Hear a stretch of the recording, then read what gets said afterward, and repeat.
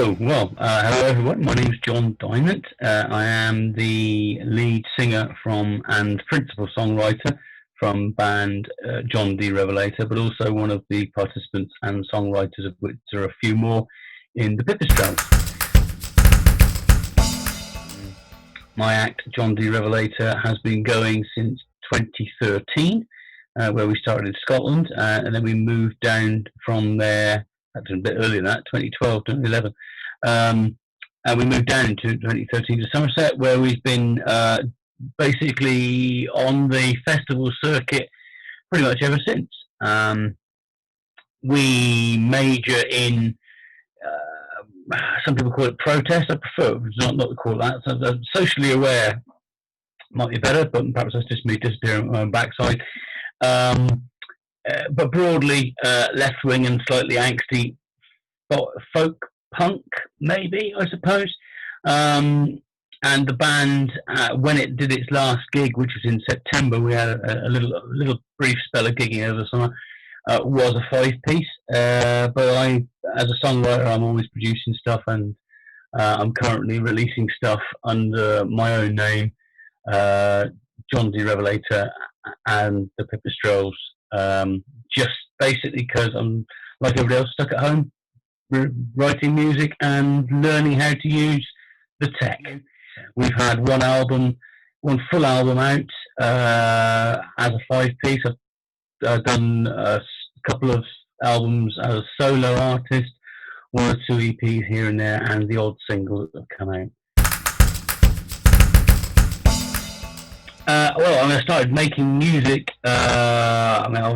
Like most people, like the idea of playing the guitar far more than the practice as a teenage lad, and so I started up playing music in the 80s when I was a teenager, and by general consensus I was pretty appalling at it, but I still enjoyed it, and joined a few bands, some of which either fizzled out, some of which I was kicked out of, some of which kind of, didn't go very far, probably until my kids came along in the early noughties, and I had a lot more time sat at home with a guitar than, let's say, for instance, going out to a club till 5 o'clock in the morning or more.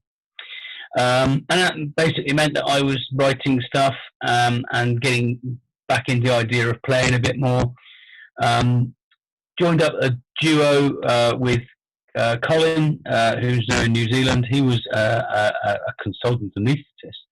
So the act we went out as was John D. Revelator and the Good Dr. Love. We were rehashing Dylan-y, Davy Graham, Johnny Cash type covers with a few originals chucked in, and the originals kind of took over. And that brings us neatly to around about 2010-11. The kind of things that I write, you have something to say, you're the best person to say it.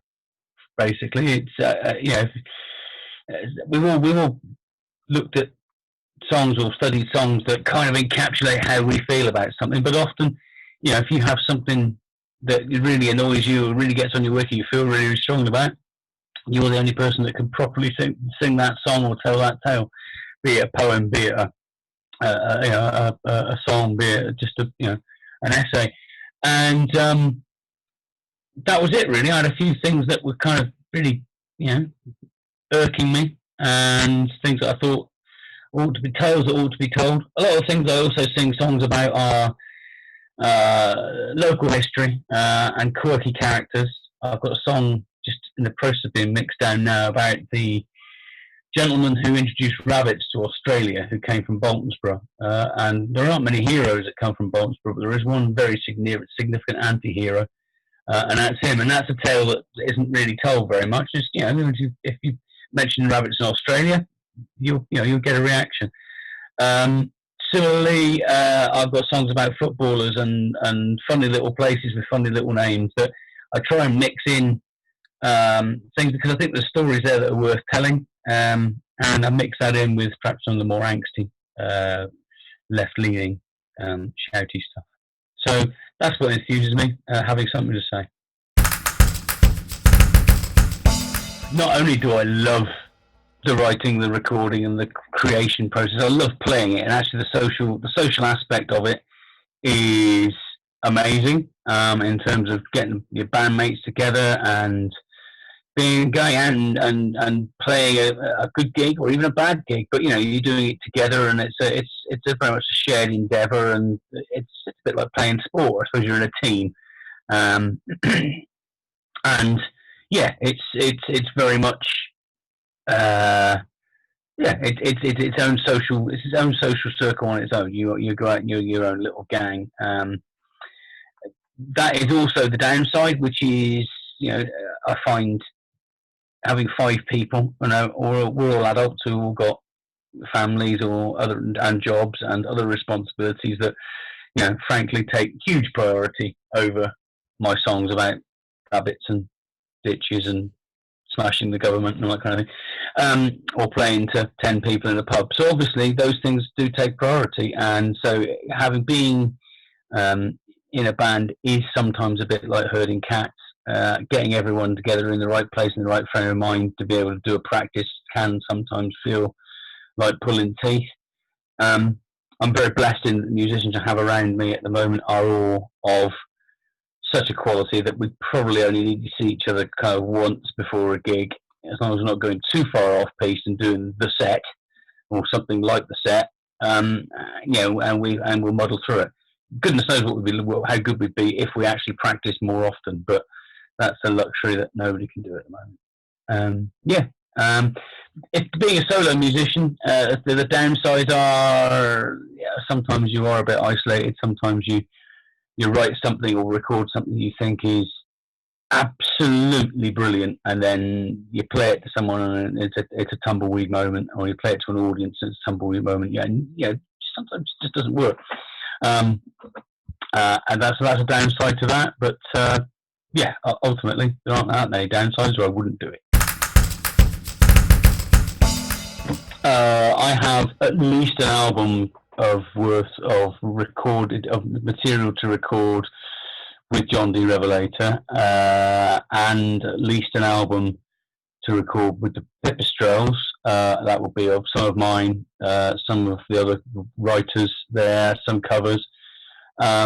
And there was some talk of a Christmas album with the Pipistrelles as well, but that may well be Christmas 2021 or even further.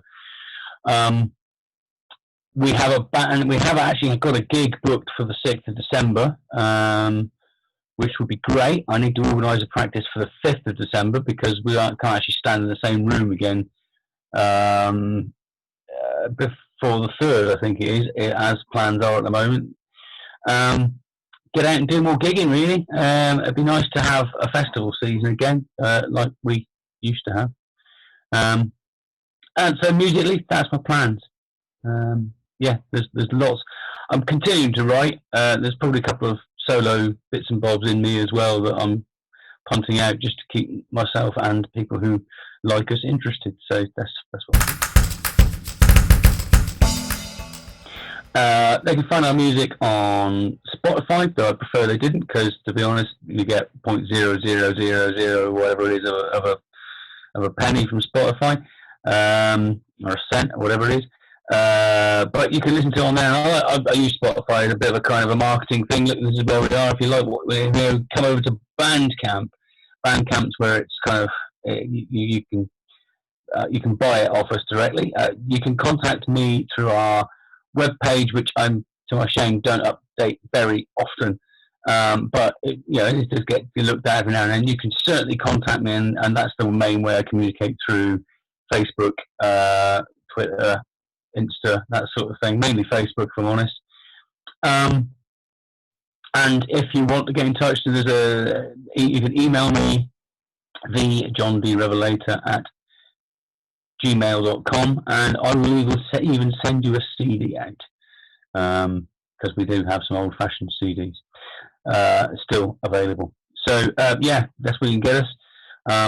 We had a single out in July, which is available through Bandcamp, which was about the Bristol bus boycott. That's still available anytime. Come and speak to us about that. That'd be grand.